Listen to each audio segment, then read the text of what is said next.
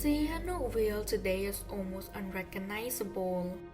What was once a quiet coastal town is now a city of towering casinos, non-stop construction, and rapid change. For some, it's a symbol of opportunity and economic growth. For others, it's a place that has lost its identity. But to understand how Sihanoukville became what it is today, we need to go back to the beginning. Sihanoukville, once known as Kampong Saum, was a quiet coastal region. Before the 1970s, it was a hidden paradise that few knew about. In 1955, King Norodom Sihanouk saw its potential. A deep-sea port was built, transforming the land into a growing center of commerce. Trade flourished, jobs grew, and Sihanoukville became a center of opportunity. Until everything changed. In the 1970s, the Khmer Rouge seized control, forcing everyone to leave. Those who resisted faced brutal punishment. Families were forced into the forest, abandoning everything they knew. The streets were left empty, silent, a reminder of the life that they once had. What followed was a suffering that would haunt them forever.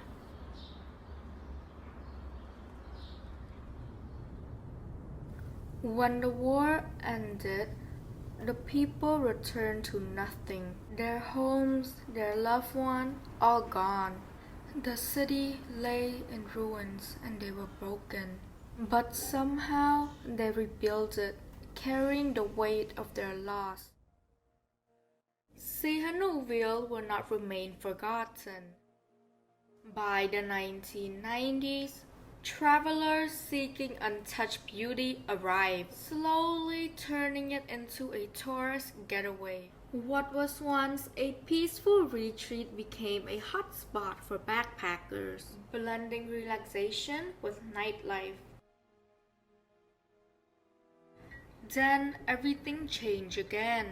By the mid-2010s, Chinese investments poured in, turning the city upside down. Luxury casinos, towering hotels, and construction sites replaced the quiet beaches.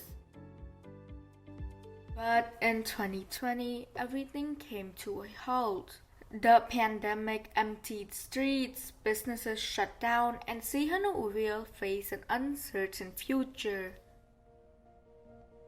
Now, as tourism returns, the question remains. Tourism creates jobs, it brings income, it keeps businesses running. But what if tourism disappeared again? How much does Sihanoukville really depend on it?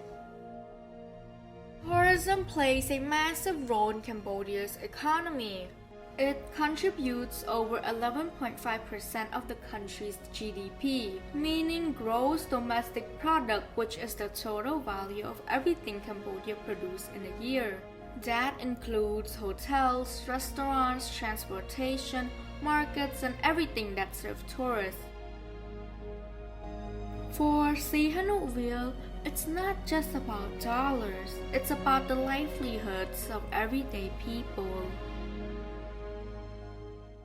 Tourism has changed Sihanoukville in ways no one could have predicted. But without it, what will happen? Would businesses survive? Would locals have enough jobs? What will happen when a city that relies so heavily on one industry faces a crisis? Hi, I'm Li Xiang, a student from Life International School. And today, for my school project, I'm going to explore the impact of tourism on Sihanoukville. In this video, we'll hear from locals who are directly being impacted by the tourism industry. We'll explore both the positive effect and challenges they face. Each of them has a different experience, but all their stories reveal to us that tourism shapes not just businesses, but our lives as well. Now let me introduce you to the people we'll be speaking with today. ជំរាបសួរអ៊ី ចាសួស្តីអូន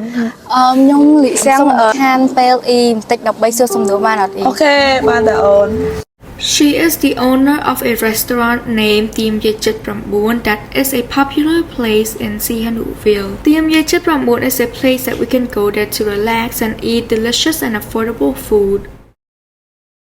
She is an employee at Doi Chang Coffee Cafe in Sihanoukville. Doi Chang Coffee Cafe is famous for its high-quality Thai Arabica coffee, warm atmosphere, and great service.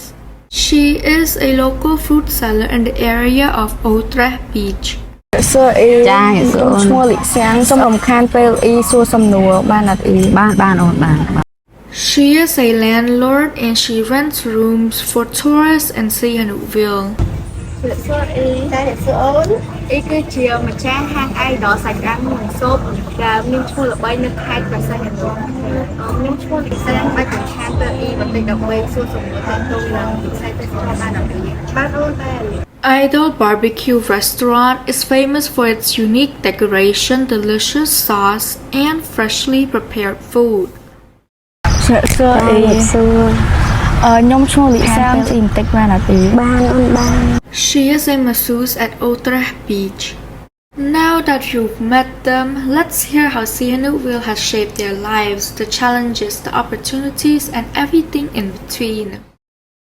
តើវិស័យទេសចរណ៍បានរួមចំណែកអ្វីខ្លះទៅក្នុងសេដ្ឋកិច្ចខេត្តព្រះសីហនុក្នុងប្រទេសយើងចាវិស័យទេសចរណ៍ដូចជាវិស័យឈាមក្នុងក្រុមហ៊ុនយើងចឹងពេលណាមានទេសចរណ៍ច្រើនមិនថាក្នុងខេត្តឬនៅកម្ពុជាទេគឺជំរុញឲ្យប្រជាជននៅក្នុងខេត្តមានការងារធ្វើច្រើនមិនថាសណ្ឋាគារផ្ទះសំណាក់ឬភោជនីយដ្ឋានទេគឺមានភ្ញៀវច្រើន ទេសចរបើសិនជាមានទេសចរកើនឡើងវាជួយច្រើនចំណូលក៏ចូលហើយនឹងជាពិសេសបង្កើននៅសមត្ថភាពការងារគឺធ្វើមានការងារច្រើនហើយនឹងជំរុញឲ្យសេដ្ឋកិច្ចដូចជាអូតែលរេស្តូរ៉ង់ហើយស្អីផ្សេងទៀតវាពាក់ព័ន្ធវិស័យផ្សេងទៀតច្រើនជួយឲ្យថារងរីចម្រើនច្រើនបើសិនជាមានភ្ញៀវទេសចរចូលមកក៏ជួយដល់សេដ្ឋកិច្ចជាតិយើងច្រើនដែរអេតើមានអត្ថប្រយោជន៍អីខ្លះសម្រាប់ប្រជាពលរដ្ឋនៅក្នុងខេត្តព្រះសីហនុពេលដែលមានទេសចរច្រើនចាអត្ថប្រយោជន៍ច្រើនបើសិនជាមានភ្ញៀវទេសចរចូលមកជាពិសេសកំណើនហ្នឹងហើយកំណើនសេដ្ឋកិច្ចកំណើនលុយកំណើនការងារនិយាយទៅជួយបានច្រើនចាធ្វើឲ្យយើងមានការងារធ្វើគ្រប់គ្នាអញ្ចឹងជាផលចំណូលមួយដែលល្អហើយជួយដល់ប្រជាពលរដ្ឋមានច្រើនតាក់ទងជាមួយនឹងភ្ញៀវទេសចរគឺបើសិនជាមានភ្ញៀវគឺបើមានភ្ញៀវទេសចរចូលមកហាងរបស់យើងក៏វារីកចម្រើនក៏វាអ៊ូអរទៅតាមហ្នឹងណាព្រោះអីហាងរបស់យើងមិនប្រកាសថាយើងទទួលតែភ្ញៀវក្នុងស្រុកទេអញ្ចឹងយើងត្រូវតែរៀបចំនិងពង្រឹងខ្លួនឯងដើម្បីទទួលភ្ញៀវទេសចរគឺសំខាន់បំផុតសម្រាប់ហាងនីមួយៗនៅក្នុងខេត្តរបស់យើងបើអត់មានភ្ញៀវទេសចរគឺចប់បងដែរដូចជាអ៊ីរកចំណូលបានច្រើនអ៊ីដើរហាភ្ញៀវម៉ាសាបានច្រើនអញ្ចឹងវានិយាយទៅវាល្អចំពោះគ្រួសារมันមានខាងតំបន់ទេសចរទៅមានផលប៉ះពាល់អ្វីខ្លះដល់អាជីវកម្ម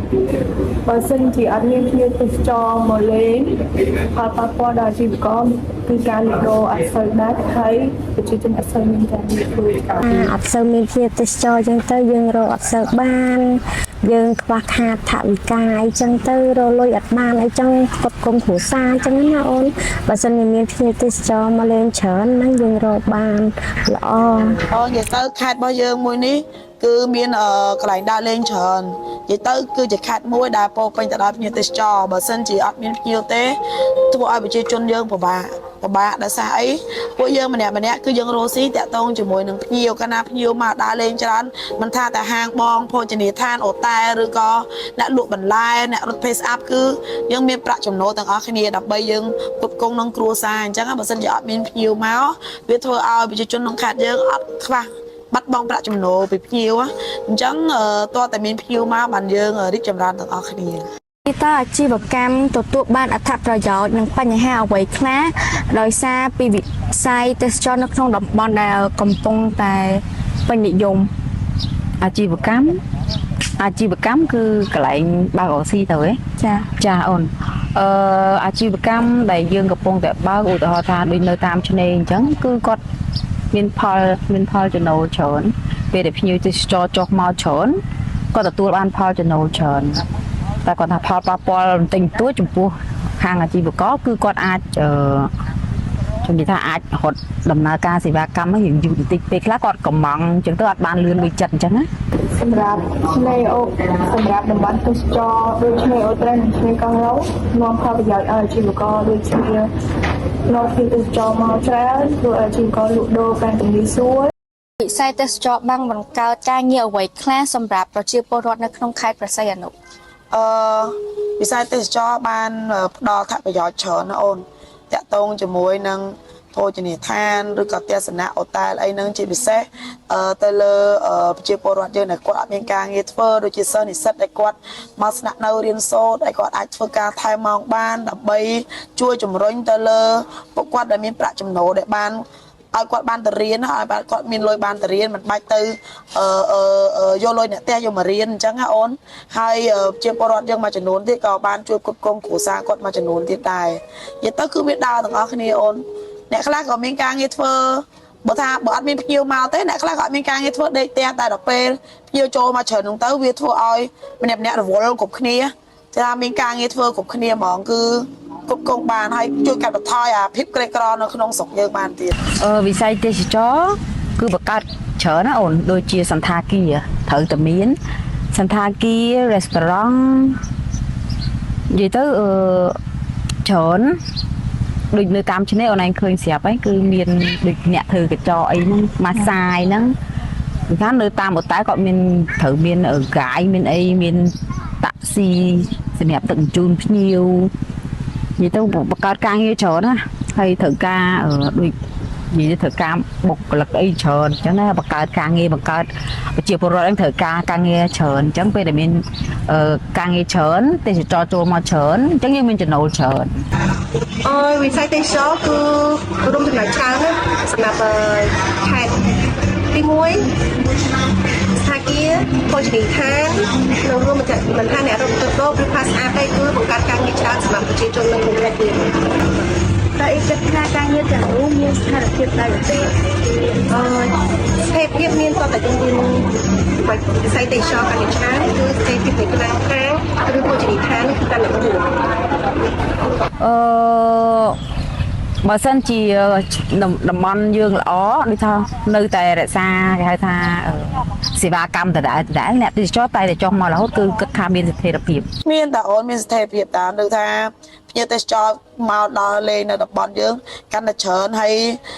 ទេសភាពរបស់យើងកាន់តែស្អាតស្រស់ស្អាតអញ្ចឹងវាមានភាពតាក់ទាញមកអញ្ចឹងមិនភ្ញៀវមកហើយគេទៅវិញហើយគេអត់ផ្សព្វផ្សាយគេទៅវិញគេផ្សព្វផ្សាយហើយម្នាក់ក្រោយមកទៀតទៅវាភ្ញៀវចេញចូលមករហូតអញ្ចឹងណាអញ្ចឹងទៅប្រាក់ខែក៏វាទៅតាមនឹងដែរទៅតាមការងារនឹងការងាររបស់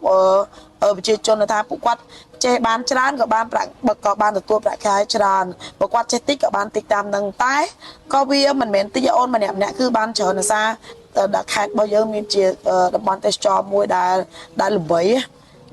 ហើយប្រាក់ខែក៏វាថ្លៃទៅតាមនឹង ពីតើវិស័យទេសចរមានផលវិជ្ជមានអ្វីខ្លះទៅលើសេដ្ឋកិច្ចប្រទេសយើងហើយនិងវប្បធម៌ប្រទេសយើង វិស័យទេសចរអត់មានផលប៉ះពាល់អីទេបើមានភ្ញៀវទេសចរច្រើនគេបានមកលេងខេត្តយើងគេសិក្សាពីវប្បធម៌យើងបើតាមអ៊ីគិតថានៅខេត្តយើងគឺរៀបចំនិយាយទៅហេដ្ឋារចនាសម្ព័ន្ធដូចជាផ្លូវថ្នល់ទឹកភ្លើងអីស្អាតអស់ អ្នកទេសចរពេលគាត់ចូលមកខេត្តព្រះនឹងខេត្តតាមឆ្នេរយើងហ្នឹងគាត់ជួយបានដូចជាជួយលើកកម្ពស់ឆ្នេររបស់យើងព្រោះឆ្នេររបស់យើងល្បីហើយបានគាត់ចុះមកលេងចុះមកដល់អញ្ចឹងហើយទី2គាត់បានជួយទិញផលិតផលផ្លែយើងគ្រប់គ្រងផលិតផលផ្លែយើងជារូបបរិស្ថានយើងល្អស្អាតបានគាត់ជួយចិត្តមកលេងទេសចរកាន់ច្រើនយើងអាចផ្សព្វផ្សាយពីខ ខេត្តរបស់យើងវប្បធម៌របស់ខ្មែរយើងមិនថាជនជាតិខ្មែរឬបរទេសទេពេលណាដែលទេសចរយើងច្រើនចឹងប្រជាជនមិនថាគេផ្សព្វផ្សាយតាមនោះដែរ អ៊ីគិតថា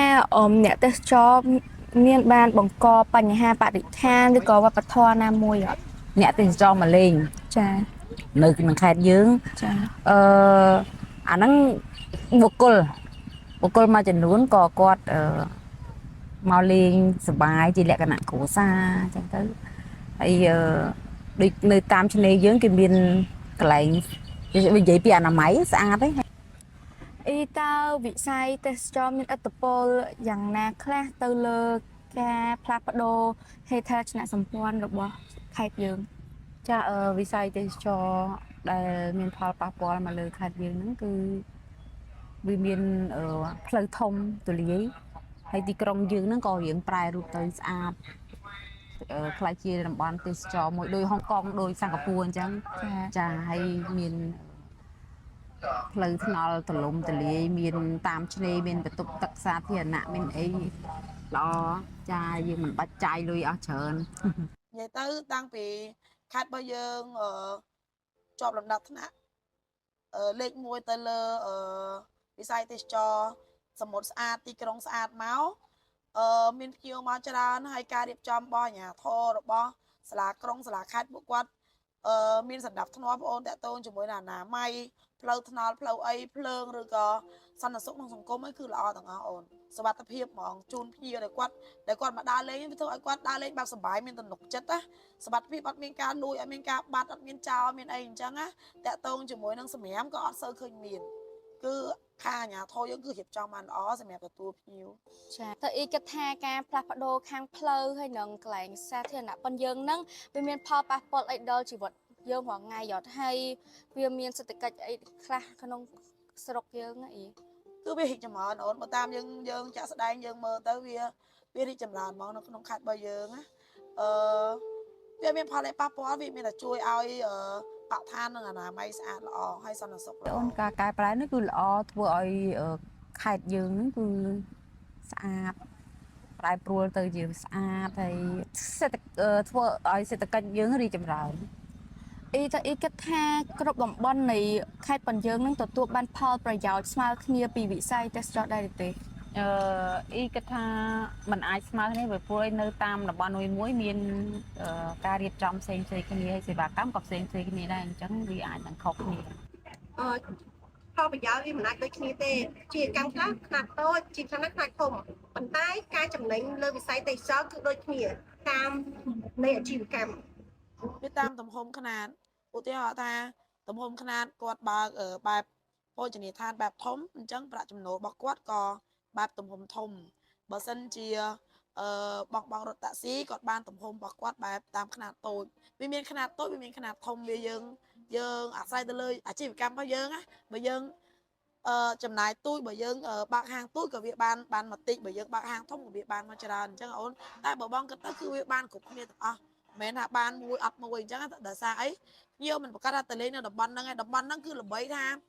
ល្អថាស្អាតអីអញ្ចឹងភ្ញៀវទៅលេងតំបន់ហ្នឹងភ្ញៀវទៅលេងតំបន់ហ្នឹងហើយល្ងាចឡើងគាត់ចង់ទៅញ៉ាំបាយនៅហាងមួយទៀតផ្សេង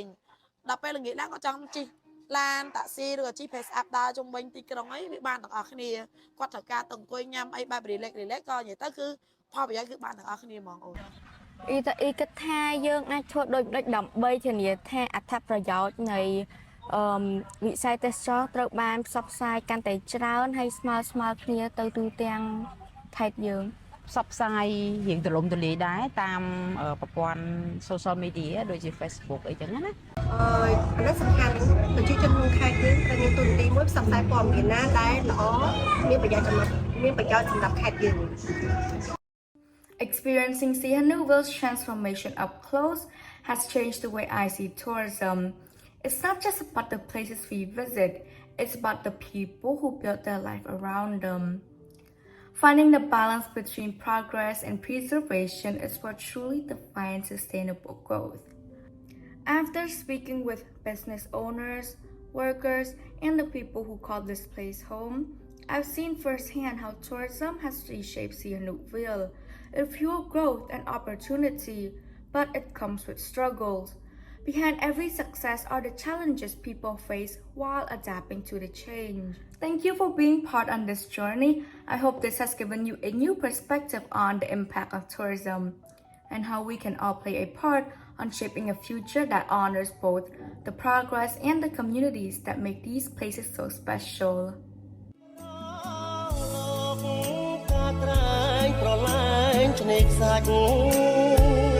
ទឹកខ្លាដូចផ្លេចឆ្លុះសាច់មាសមេថ្ងៃបាំងពពករលករមរា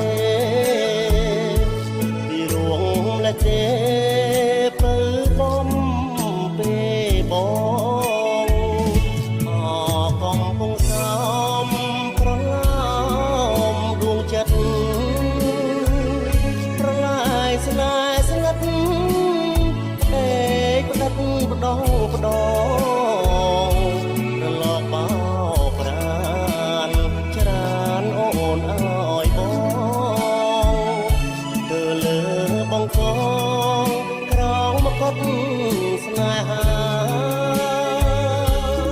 សាមុតចូលនៀចមិនភ្លេចជាតិប្រៃ